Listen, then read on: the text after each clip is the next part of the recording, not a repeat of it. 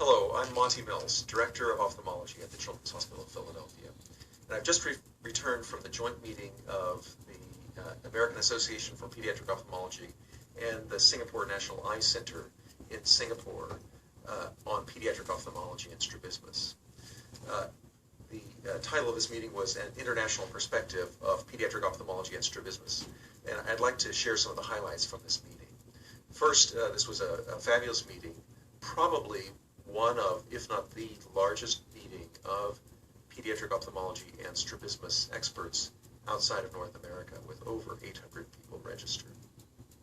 And as a joint meeting sponsored both by the American Society and the Singapore National Eye Center, with symposia and workshops from several international organizations, including Orbis, the Royal College of Australia and New Zealand, and the International Strabismological Association, it had a truly international flavor, with many perspectives from around the world.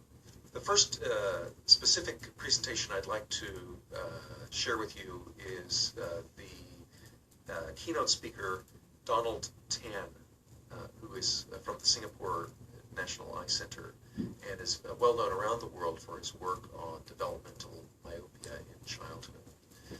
And he presented their latest information concerning the use of atropine in the prevention of progression of myopia. As we have known for many years, 1% atropine used on a daily basis in childhood can retard the progression of myopia. But there are many problems with this treatment, including intolerability, the cycloplegic effect of the medication, and the rebound progression of myopia that occurs after stopping the medication.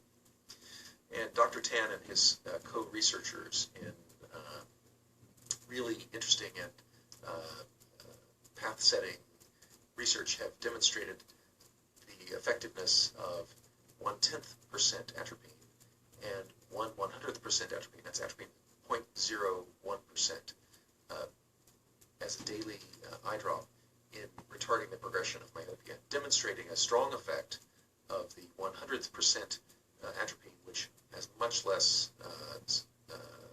cycloplegic effect, and as you would expect, much better tolerability, but additionally had less rebound effect than we have seen with 1% atropine. And so it was that the research presented demonstrated the potential for 1/100th% atropine as a medical therapy to prevent the progression of myopia. In related talks, Catherine Rose from Australia presented a review and new information concerning other factors related to progression of myopia and the strong correlation between time spent out of doors and reduced risk of myopia.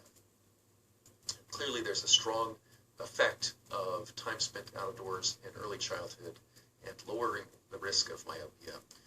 And currently, both cohort and cross-sectional studies have demonstrated a strong effect, that the effect is not mediated by activity per se, but it's actually mediated by outdoor time.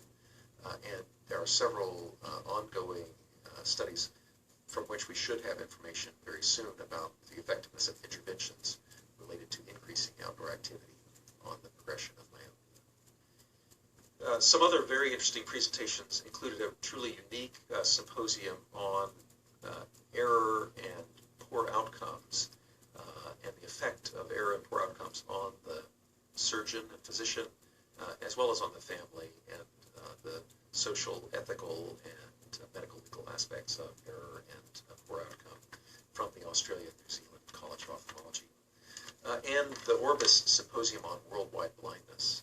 And blindness in childhood continues to be a significant worldwide problem. Many of the children blinded worldwide are in Asia, and this symposium had a significant international contribution concerning prevention and treatment of blindness in childhood, from cataract, from trachoma, from refractive error, and from other significant worldwide issues. So from the Children's Hospital of Philadelphia, this is